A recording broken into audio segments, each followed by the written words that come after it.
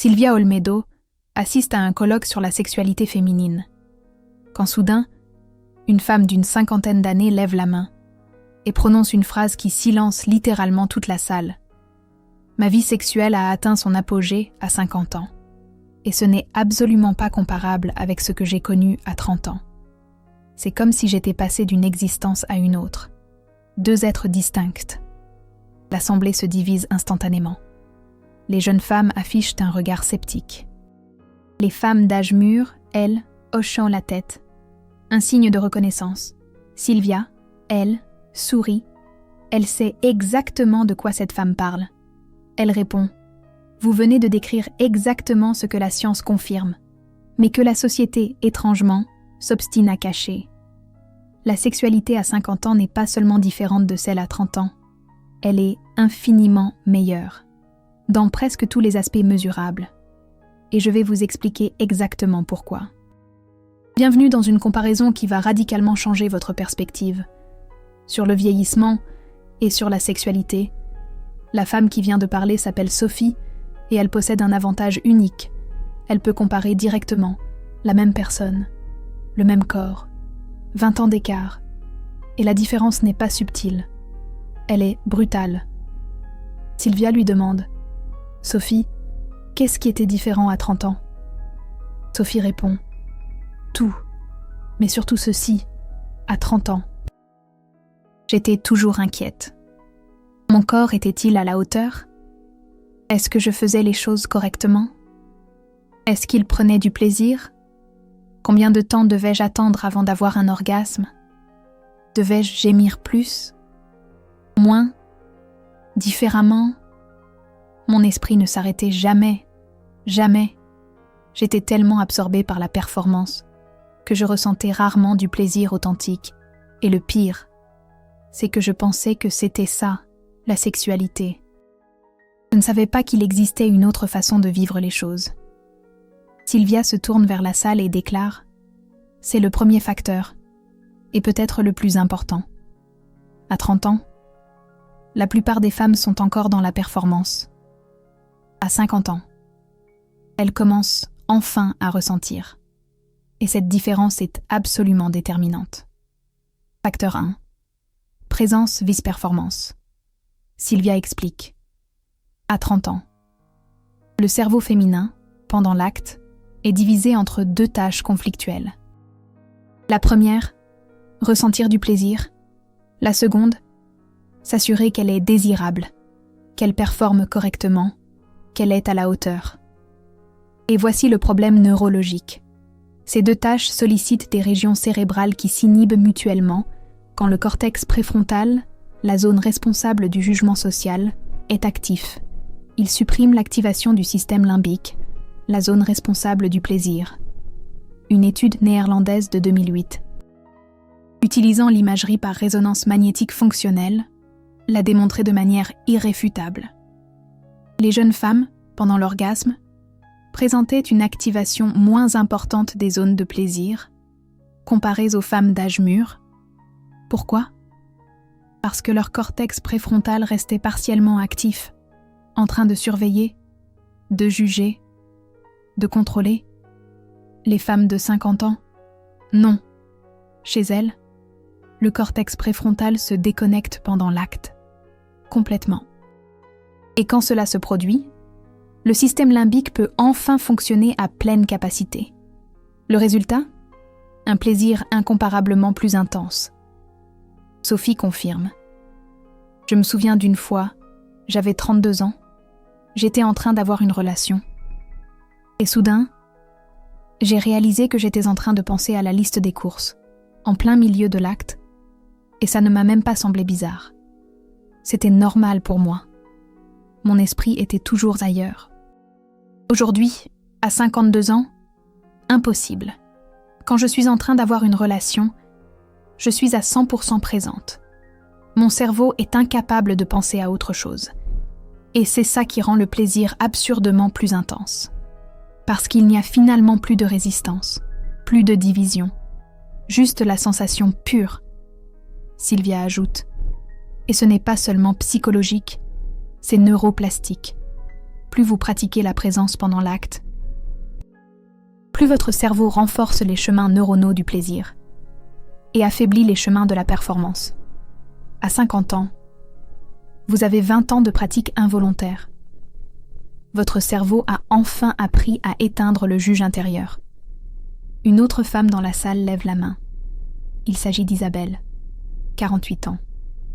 Elle dit « Je suis exactement dans cette transition et je peux confirmer, à 35 ans, j'avais peine à avoir un orgasme. Parce que j'étais tellement préoccupée par la performance. Maintenant, à 48 ans, j'ai des orgasmes multiples régulièrement.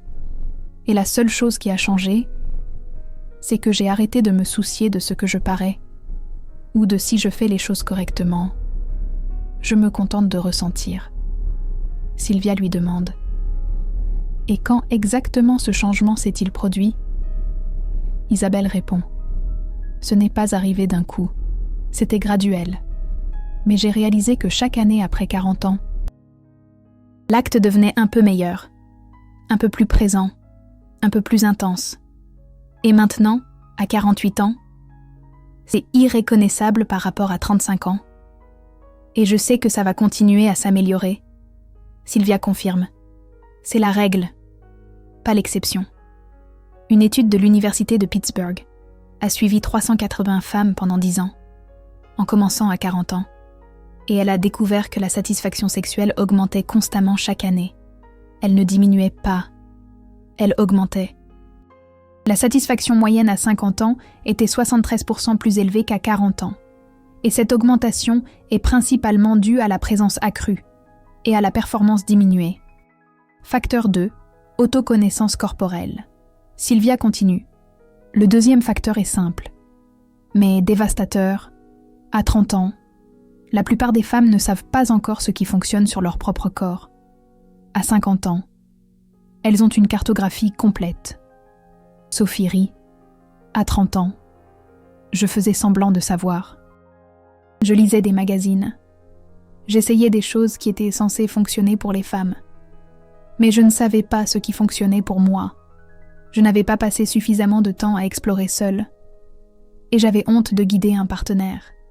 Alors je le laissais essayer des choses au hasard, en espérant que quelque chose fonctionne. Aujourd'hui, je sais exactement ce qui fonctionne. Je connais le rythme juste, la pression juste, l'angle juste, et je n'ai aucune honte à le communiquer. Résultat, mon partenaire actuel me donne un plaisir que mes partenaires de 30 ans n'auraient jamais pu me donner. Pas parce qu'il est meilleur, mais parce que moi, je sais comment me guider. Sylvia explique la science. Il existe ce qu'on appelle la cartographie somatosensorielle. C'est littéralement une carte dans votre cerveau de chaque partie de votre corps. Et cette carte change. En fonction du temps que vous passez à prêter attention à chaque zone, les femmes qui passent des décennies à explorer leur propre corps, seules ou avec des partenaires, développent une cartographie somatosensorielle beaucoup plus riche et détaillée des zones génitales. Plus de connexion neuronale, plus de sensibilité, plus de capacité à distinguer les nuances du toucher. Ce n'est pas quelque chose avec lequel vous naissez. C'est quelque chose que vous construisez. Et à 50 ans, vous avez eu 30 ans pour construire. À 30 ans, 10 ans au maximum. Généralement moins. La différence dans la richesse sensorielle est énorme. Une femme de 54 ans nommée Martine partage son expérience. J'ai commencé à me masturber régulièrement seulement à 43 ans. Avant ça, je pensais que c'était mal ou inutile. Mais à 43 ans, j'ai décidé d'explorer. Et j'ai découvert que mon corps avait des capacités que je n'imaginais même pas. À 30 ans, j'avais eu des orgasmes, mais ils étaient rares et faibles. À 54 ans, après 11 ans d'exploration consciente, j'ai des orgasmes intenses, multiples, et de types complètement différents, selon la façon dont je me touche. Mon cerveau a littéralement construit de nouveaux chemins neuronaux pour le plaisir. Et il continue à construire. Sylvia explique. Martine est en train de décrire la neuroplasticité en action. Son cerveau à 43 ans était encore parfaitement capable de créer de nouvelles connexions. Et plus elle explorait, plus les connexions se formaient. À 54 ans, Sophie possède une cartographie neuronale beaucoup plus riche qu'à 30 ans. Et ça ne s'arrête pas là. À 60 ans, elle sera encore plus riche. À 70 ans aussi. Il n'y a aucune limite d'âge pour construire le plaisir. Une étude allemande datant de 2021 a utilisé l'imagerie par résonance magnétique pour cartographier les cerveaux de femmes de différents âges. Elle a découvert que les femmes de 50 à 65 ans, qui avaient une vie sexuelle active, montraient une activation plus importante dans les zones du plaisir que les femmes de 25 à 35 ans, parce qu'elles avaient passé des décennies à construire ces réseaux. Le cerveau jeune est vierge. Le cerveau mûr est expérimenté. Et l'expérience gagne, toujours. Silvia Olmedo insiste. L'expérience, mesdames, c'est un atout inestimable. Troisième élément, la libération du jugement. Sophie parle de quelque chose de plus profond. À 30 ans, j'avais honte de mon corps. Je ne le disais pas à voix haute, mais c'était le cas. Mon ventre n'était pas assez plat, mes seins n'étaient pas assez fermes, ma peau n'était pas assez parfaite. Pendant les relations intimes, j'étais tendue. J'essayais de cacher les angles désavantageux. Je contractais mes muscles pour paraître plus mince. Je refusais certaines positions parce qu'elles me donnaient une mauvaise image. Et tout cela bloquait mon plaisir. Complètement. À 52 ans, mon corps est objectivement moins jeune. Mais je m'en fiche, vraiment. Et paradoxalement, cela me rend beaucoup plus attirante. Parce que je suis détendue, je suis à l'aise, je suis présente. Et c'est infiniment plus attirant qu'un corps jeune, tendu et complexé. Silvia Olmedo explique. Il existe un phénomène psychologique appelé la surveillance corporelle. C'est quand vous surveillez constamment la façon dont votre corps apparaît aux autres. Et des études montrent que la surveillance corporelle pendant les relations intimes prédit moins de plaisir, moins d'orgasme et moins de satisfaction sexuelle. Les jeunes femmes obtiennent des scores très élevés en matière de surveillance corporelle. Les femmes d'âge mûr obtiennent des scores très bas, et cela seul explique une énorme partie de la différence dans la qualité des relations intimes. Une étude de 2019 a demandé aux femmes « Pendant les relations intimes, pensez-vous à l'apparence de votre corps ?» 76% des femmes de 20 à 35 ans ont répondu souvent ou toujours. Seulement 28% des femmes de 50 à 65 ans. Ce n'est pas une coïncidence. C'est la différence entre des relations intimes de performance et des relations intimes d'expérience. Une femme de 56 ans nommée Julie décrit la libération qu'elle a ressentie. À 35 ans, j'éteignais la lumière pendant les relations intimes. Toujours. Parce que j'avais honte d'être vue. Mon mari ne s'est jamais plaint. Mais je sentais que je devais me cacher. À 50 ans, quelque chose a changé. J'ai commencé à laisser la lumière allumée. Pas parce que mon corps s'était amélioré, mais parce que j'ai arrêté de m'en soucier. Et vous savez ce qui s'est passé ? Mon plaisir a explosé parce que finalement, j'étais détendue, sans tension, sans me cacher, sans me protéger, et mon mari a dit que j'étais plus attirante à 52 ans qu'à 32 ans. Non pas malgré les changements, mais à cause de ma confiance, de ma présence, de mon abandon total. Silvia Olmedo ajoute « Il existe ce qu'on appelle le paradoxe de l'attractivité mature. Les femmes d'âge mûr ont objectivement des corps moins jeunes. Mais subjectivement, elles sont beaucoup plus attirantes. Parce que l'attractivité réelle ne vient pas de la fermeté de la peau, elle vient de la présence, de la confiance, de l'absence de conscience de soi, et cela ne fait qu'augmenter avec l'âge. » Une étude intéressante a demandé à des hommes d'évaluer des vidéos de femmes de différents âges.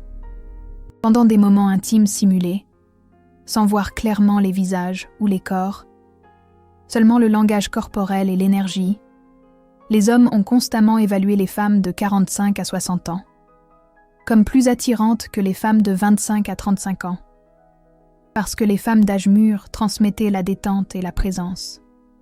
Les jeunes femmes transmettaient l'attention et l'autosurveillance, et la présence est infiniment plus attirante que l'attention. 4e élément, la communication sans honte.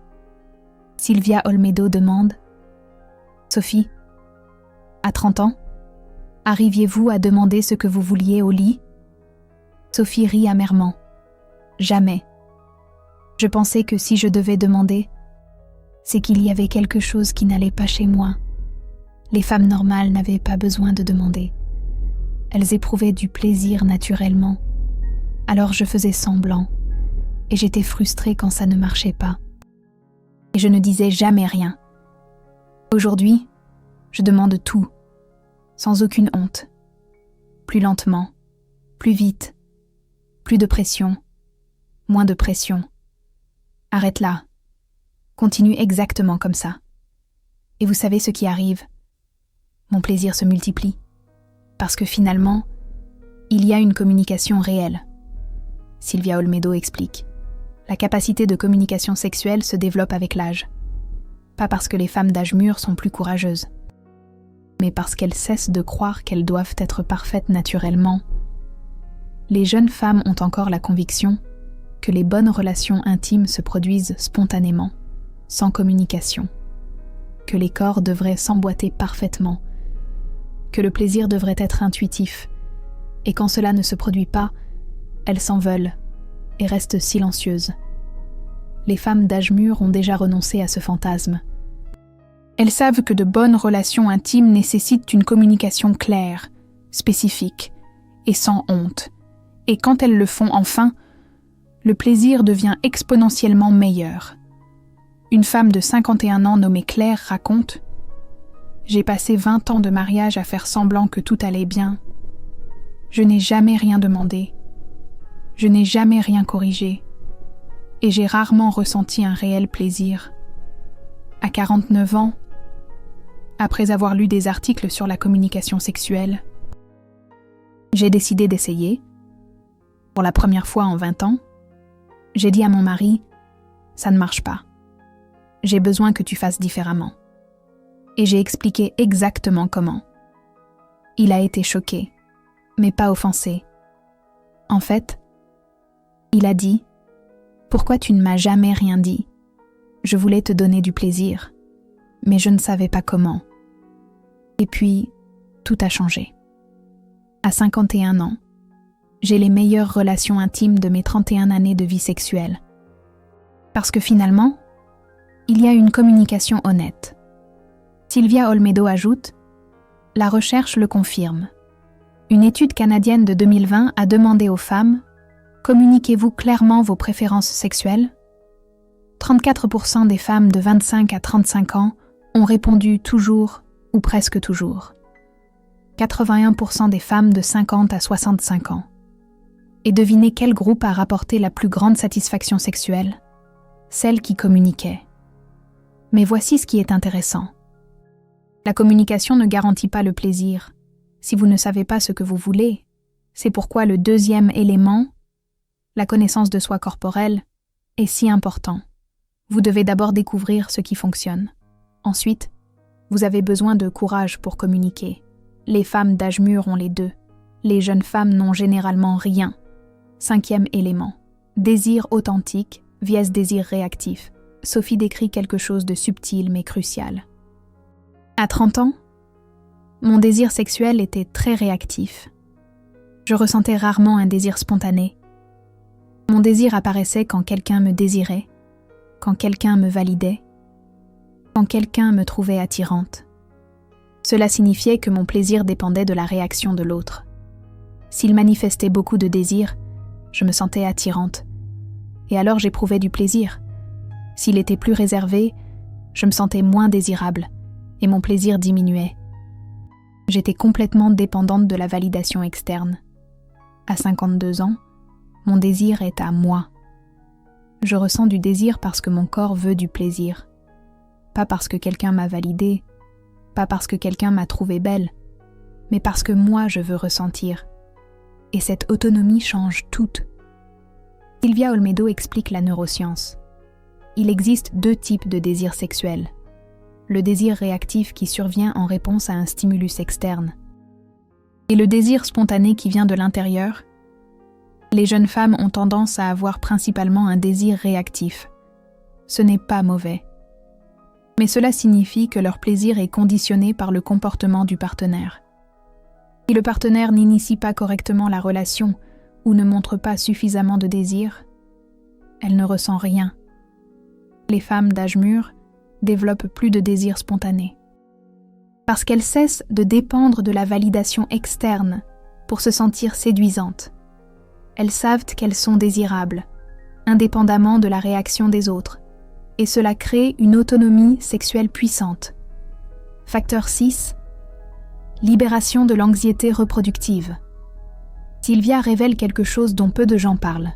Il existe une anxiété reproductive subconsciente qui affecte les jeunes femmes pendant leurs relations intimes, même lorsqu'elles utilisent des contraceptifs, même lorsqu'elles ne veulent pas d'enfants. Le corps féminin fertile maintient un niveau bas constant de vigilance quant aux conséquences reproductives. Ce n'est pas de la paranoïa, c'est évolutif. Pendant des millions d'années, une grossesse non désirée avait des conséquences dévastatrices. Alors le cerveau féminin a développé des systèmes de surveillance constante. Et ces systèmes restent actifs, même avec la pilule, même avec un préservatif, même avec un stérilet. Après la ménopause, ces systèmes s'éteignent complètement. Et pour la première fois depuis des décennies, le cerveau féminin peut avoir des relations intimes sans aucune couche de vigilance reproductive. La libération de cela est profonde. Sophie confirme. Je n'avais jamais réalisé que je portais cela jusqu'à ce que ça disparaisse. À 30 ans, même en prenant la pilule, il y avait toujours une petite pointe d'inquiétude. Et si ça ne marche pas? Et s'il arrive quelque chose? Je ne m'en rendais pas compte consciemment. Mais c'était là, après la ménopause. Cela a simplement disparu. Et soudain, les relations intimes sont devenues beaucoup plus détendues. Plus d'abandon total, plus de don de soi complet. Parce qu'il n'y a plus aucune conséquence possible. C'est du pur plaisir, rien d'autre. Une femme de 58 ans appelée Brigitte confirme. Je n'avais jamais réalisé que je portais cette peur jusqu'à ce qu'elle disparaisse. Mais quand elle a disparu, c'était comme enlever un poids que je ne savais même pas que je portais. À 58 ans, j'ai des relations intimes avec un abandon que je n'ai jamais eu à 28 ans. Parce qu'il n'y a absolument rien à craindre. Et cette absence de peur crée un espace pour le plaisir que je n'imaginais même pas qu'il existait. Silvia explique quelque chose de profond. Ce facteur est fréquemment ignoré, mais c'est l'un des plus puissants. Pendant toute la vie reproductive d'une femme, depuis les premières règles jusqu'à la ménopause, il y a une couche subtile de vigilance qui opère au fond de l'esprit, même inconsciente, même avec des contraceptifs. Le corps sait qu'une grossesse est possible et maintient des systèmes d'alerte actifs. Quand ces systèmes s'éteignent enfin après la ménopause, c'est comme si un brouillard se dissipait.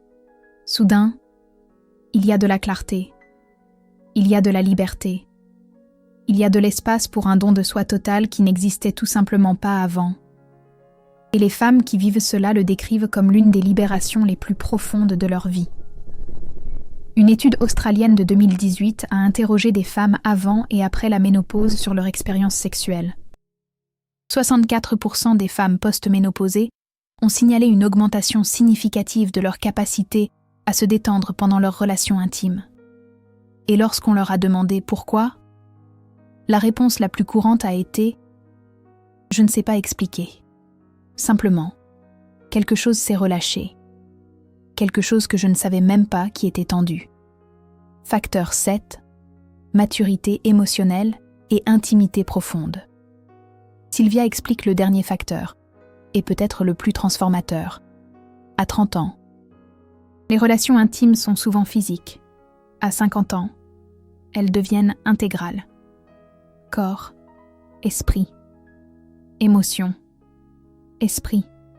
Tout est connecté. Sophie décrit. À 30 ans, les relations intimes étaient une question de sensations physiques. Je ressentais du plaisir dans mon corps. Mais il n'y avait pas de profondeur émotionnelle. Il n'y avait pas de connexion réelle. C'était plus comme un circuit physique qui se complétait. Et c'est tout. À 52 ans, les relations intimes sont une expérience de tout le corps. Quand j'ai un orgasme, ce n'est pas seulement génital. C'est une vague qui traverse tout. Émotionnelle, énergétique, presque transcendante. Et l'intimité qui en découle est quelque chose que je n'ai jamais expérimenté à 30 ans. Sylvia explique. La maturité émotionnelle permet une vulnérabilité réelle pendant les relations intimes. Et la vulnérabilité est le portail vers une intimité profonde. Les jeunes femmes se protègent encore. Les femmes d'âge mûr ont déjà renoncé à la protection. Et quand vous avez des relations intimes sans défense, le plaisir va dans des dimensions complètement différentes. Une femme de 53 ans appelée Camille décrit. À 33 ans, j'avais des relations intimes, mais je maintenais des murs émotionnels. Il y avait des parties de moi que je ne montrais pas. Des vulnérabilités que je cachais, des peurs que je dissimulais. J'étais physiquement présente, mais émotionnellement absente. À 53 ans, ces murs sont tombés. Et pour la première fois, j'ai des relations intimes complètement ouvertes, sans rien cacher. Et l'intimité qui en découle est indescriptible. C'est une union qui va bien au-delà du physique. Sylvia ajoute, « Cette vulnérabilité émotionnelle n'est pas de la faiblesse. C'est de la force. C'est du courage. C'est de la maturité. Et elle crée un type d'intimité qui n'est tout simplement pas possible lorsque vous vous protégez encore. C'est pourquoi les relations intimes à 50 ans peuvent être non seulement plus agréables physiquement, mais infiniment plus profondes émotionnellement. La transformation complète de Sophie. Sylvia demande, « Sophie, quand avez-vous réalisé que les relations intimes à 50 ans étaient infiniment meilleures ?» Sophie réfléchit et répond, « C'était progressif. Mais il y a eu un moment spécifique. J'avais des relations intimes avec mon partenaire actuel. J'avais 51 ans et soudain, j'ai réalisé. Je ressens un plaisir que je ne savais même pas possible. Un plaisir tellement intense, tellement enveloppant, tellement complet. Que j'ai pensé, où était-ce pendant toute ma vie ? Et alors j'ai compris, c'était toujours là. Mais moi, je n'étais pas disponible. J'étais trop occupée à performer, à juger, à m'inquiéter, à me protéger. Et maintenant que tout cela est tombé, le plaisir peut enfin couler sans résistance. J'ai pleuré après, pas de tristesse, mais de gratitude. Parce que j'ai réalisé que je n'avais rien perdu en vieillissant. Au contraire, j'ai tout gagné. Mes meilleures relations intimes ne sont pas restées dans le passé. Elles se produisent maintenant et ne feront que s'améliorer. Protocole pratique. Comment accélérer la transition ? Sylvia propose un protocole pour les femmes qui veulent accélérer cette transformation sans attendre d'avoir 50 ans. Passe 1. Exploration solo hebdomadaire. Réservez 30 minutes par semaine pour explorer votre propre corps, pas pour atteindre l'orgasme, mais pour cartographier. Touchez différentes zones, notez ce que vous ressentez, expérimentez avec les pressions, les rythmes, les angles. Construisez votre carte somatosensorielle intentionnellement. Une femme de 38 ans appelée Claire a fait cela pendant 6 mois. Elle dit « J'ai découvert que mon corps répond complètement différemment de ce que les magazines disent que les femmes répondent. Et pour la première fois, je sais comment me guider. Mon plaisir avec un partenaire a triplé. Parce que moi, je connais le chemin. » Passe 2. Pratiquez la présence pendant les relations intimes. Lorsque votre esprit vagabonde, ramenez votre attention sur les sensations physiques. Ne vous jugez pas pour avoir vagabondé. Ramenez-le simplement, comme la méditation. Plus vous pratiquez, plus cela devient facile, et plus vous êtes présent, plus vous ressentez de plaisir. Passe 3. Communiquez une préférence par semaine. pas besoin que ce soit grand. Cela peut être petit, plus lentement ici, plus de pression là. Continuez comme ça. L'objectif n'est pas un résultat immédiat, c'est de construire le muscle de la communication sans honte. À chaque fois, cela devient plus facile. Passe 4. Libérez-vous d'une préoccupation physique par mois. Choisissez une chose qui vous préoccupe pendant vos moments intimes. Votre ventre, votre cellulite, vos seins, votre peau. Et consciemment, décidez, ce mois-ci, je ne vais pas m'en soucier. Observez comment votre plaisir augmente quand vous vous libérez d'une préoccupation. C'est une étape cruciale pour se réapproprier son corps et ses sensations. Passe 5. Cultivez le désir intérieur. Une fois par semaine, ressentez le désir sans stimulation externe. Juste ressentez, reconnaissez-le. Il n'est pas nécessaire d'agir. Juste notez. Mon corps veut du plaisir. Cela fortifie le désir spontané. Autonome, non dépendant d'une validation extérieure. C'est un travail sur soi, une écoute de son corps. Si cette révélation a changé votre perspective sur le vieillissement et la sexualité, pensez à utiliser le Super Thanks juste en dessous. Il ne s'agit pas d'argent. Il s'agit d'affirmer pour vous-même « Je valorise cette vérité. Je choisis cette transformation. » Et quand vous faites cela, quelque chose change intérieurement. Vous vous engagez envers votre propre plaisir. Et cet engagement est le premier pas vers une libération sexuelle réelle. Histoires additionnelles. D'autres femmes qui ont vécu cette transformation. Sylvia Olmedo nous partage des histoires inspirantes. Sylvia partage d'autres cas pour montrer que ce n'est pas une exception, c'est un schéma, une tendance. Sophie, 55 ans. De la peur de la ménopause à la meilleure sexualité de sa vie. Sophie est entrée en ménopause à 51 ans. Elle espérait que son désir disparaisse.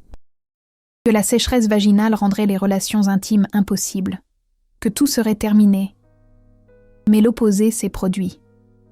À 55 ans, elle dit « Mon désir est plus fort qu'il ne l'était à 35 ans. J'utilise du lubrifiant, oui. Mais ma capacité à ressentir du plaisir est à un autre niveau. Parce que finalement, il n'y a aucune peur, aucune inquiétude, aucune performance. Il n'existe que la sensation pure. C'est une forme de redécouverte. » Isabelle, 49 ans. De la virginité émotionnelle à 49 ans. Isabelle était sexuellement active depuis l'âge de 22 ans. Mais elle dit « J'étais vierge émotionnellement jusqu'à 49 ans. Je n'avais jamais eu de relation intime vraiment vulnérable. Il y avait toujours un mur, une protection, une peur d'être vue complètement. À 49 ans, ce mur est tombé. Et pour la première fois, j'ai fait l'amour sans défense. Et j'ai découvert que ce que j'appelais intimité au cours des 27 dernières années n'était qu'une ombre. La sexualité réelle a commencé à 49 ans. Martine, 62 ans. Des orgasmes qu'elle n'avait jamais eus au cours des 40 années précédentes. Martine a commencé sa première vie intime à 22 ans. Elle s'est mariée à 28 ans, a divorcé à 53 ans, a commencé une nouvelle relation à 60 ans. Et à 62 ans, elle a eu son premier orgasme pendant la pénétration. Quelque chose qui ne s'était jamais produit en 40 ans de vie intime active. Elle dit « Mon corps a toujours été capable. Mais moi, je ne l'étais pas. J'étais tellement occupée à performer dans mes 20, 30 et 40 ans que je n'ai jamais été suffisamment présente. À 62 ans, je suis enfin là. Et mon corps a répondu « C'est une question de présence et d'acceptation. » Sylvia explique. Ces cas montrent quelque chose de crucial. Ce n'est pas le corps qui s'améliore avec l'âge. C'est votre relation avec le corps. C'est votre présence. C'est votre acceptation. C'est votre communication. Et tout cela ne fait que s'améliorer avec le temps. C'est pourquoi la sexualité à 50 ans surpasse la sexualité à 30 ans. Parce que vous, à 50 ans, êtes infiniment plus intégrée, consciente et présente que vous à 30 ans. Sylvia termine. La société vend le récit opposé. Que la sexualité féminine atteint son apogée dans la vingtaine et la trentaine, puis décline, mais la science et l'expérience de milliers de femmes prouvent le contraire. La sexualité à 50 ans surpasse la sexualité à 30 ans en présence, en connaissance de soi, en libération du jugement, en communication, en autonomie du désir, en absence d'anxiété reproductive et en profondeur émotionnelle. Pas dans un ou deux facteurs, mais dans tous. Votre meilleure sexualité n'est pas derrière vous. Elle est devant vous. Et plus vous vieillissez, plus elle devient incroyable. Parce que finalement, vous êtes en train de devenir qui vous avez toujours été, sans performance, sans honte, sans peur, juste du plaisir pur et une présence totale. Bienvenue dans la meilleure phase de votre vie intime. Elle commence maintenant. À quel âge avez-vous eu votre meilleure sexualité jusqu'à présent? Et si vous n'avez pas encore atteint la cinquantaine, qu'est-ce qui vous a le plus surprise dans cette comparaison? Partagez dans les commentaires, votre expérience peut libérer d'autres femmes qui croient encore que le meilleur est déjà passé. C'est un appel à la libération et au partage.